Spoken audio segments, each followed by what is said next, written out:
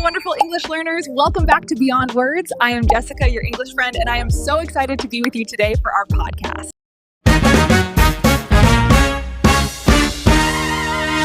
Hello and welcome to Beyond Words, the podcast for learners who want to use English with more confidence in real-life situations.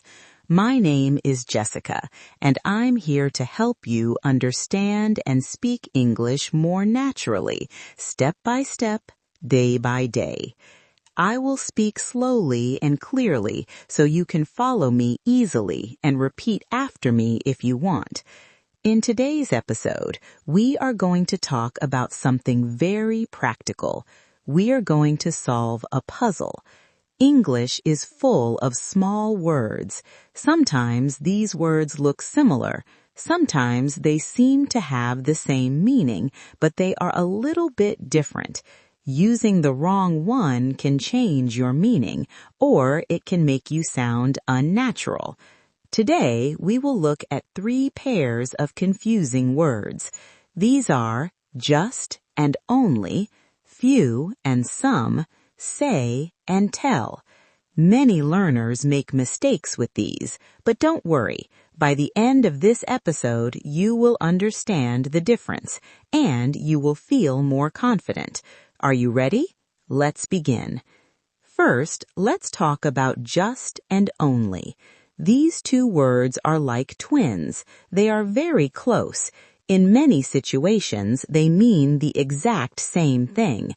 They both mean no more than or simply. Imagine you go to a shop. You are looking around. The shop assistant asks, "Can I help you?" You want to say you are not buying.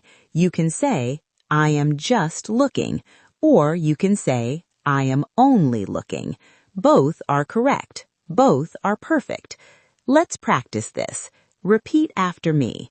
I am just looking. Repeat. I am just looking. Now use the other word. I am only looking. Repeat. I am only looking. Very good. Let's try another example. Imagine you have one brother, no sisters. You can say, "I have just one brother," or "I have only one brother." Here, the meaning is the same. It means one and no more. So, when are they different? Here is the secret. Just has a special meaning for time. Just can mean a very short time ago. Only cannot do this. Imagine your friend calls you. You arrived at your house 1 minute ago. You say, "I just arrived." This means I arrived very recently. You cannot say I only arrived for this meaning. Let's practice the time meaning. Imagine you finished your dinner 2 minutes ago. You say, "I just finished dinner." Repeat after me. I just finished dinner. Good. One more. He just left the office. Repeat. He just left the office. Excellent. So remember, for numbers, they are twins. For time, use just. Now, let's move on to the second pair, few and some. These words are about quantity. They are about how many things you have, but the feeling is different. Let's start with some. Some is a positive word. It means you have a number of things. It is not one, it is more than one. It is an undefined number. If I say, "I have some friends," it sounds nice. It sounds neutral or positive. It means I am not alone. Now, let's look at few.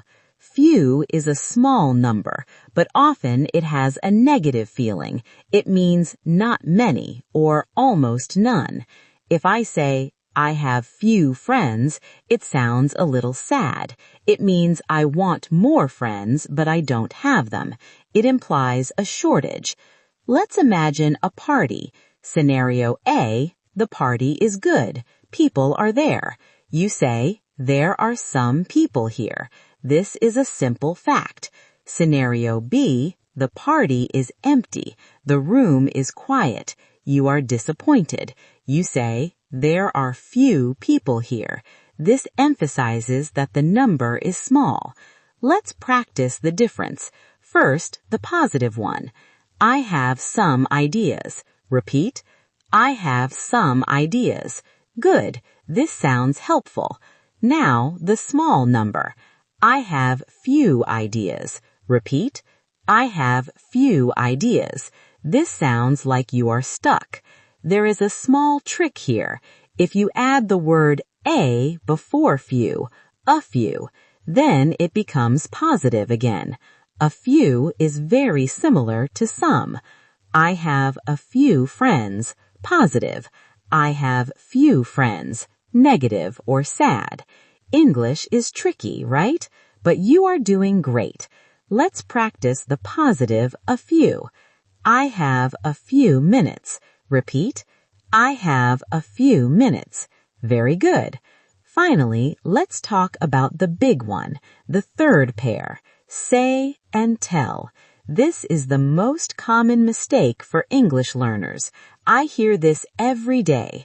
Students often say, she said me that, or he told that. These are incorrect. Here is the simple rule. It is about the person. We use tell with a person. You tell someone. You tell me. You tell him. You tell her. You tell us. There is always a person after tell. But say is different. You say something. You do not say me. You just say. You say hello. You say goodbye. You say no. Let's look at an example. Imagine you have a secret. If you use tell, you must say who. Tell me the secret. Tell him the secret. Repeat after me. Tell me. Repeat. Tell me. Tell him. Repeat. Tell him. Now look at say. You cannot say me the secret. No, you just say the secret, or more commonly, say something. Repeat after me. Say something. Repeat. Say something. Say hello. Repeat. Say hello. Let's try a full sentence. Imagine your friend spoke to you yesterday. Option A with said, she said she was tired. Notice no me after said. Repeat, she said she was tired. Option B with told, she told me she was tired. Repeat, she told me she was tired. Let's try one more. I want you to fix this sentence. He said me to go. Is that correct? No, because said me is wrong. We should use told. He told me to go. Repeat, he told me to go. Perfect. So the rule is simple. Tell plus person. Say plus sentence. Let's review what we learned today. We learned about just and only. They are usually the same, but just can mean a moment ago. We learned about few and some. Some is a group. Few is a small number, maybe sad. And we learned say and tell. Tell is for the person. Say is for the words. Learning these small differences takes time. Do not stress. Do not worry if you forget. Even native speakers mix them up sometimes. The most important thing is that you try. You are listening. You are practicing. Your brain is learning the patterns. Try to listen for these words in movies or songs this week. When you hear just, ask yourself, is it time or number? When you hear tell, listen for the person after it. Be a detective. Notice the words. You are doing a wonderful job. English is a journey, and every step you take is a victory. Thank you for learning with me today. Thank you for listening to Beyond Words. This is Jessica. I hope you have a beautiful day. See you in the next episode.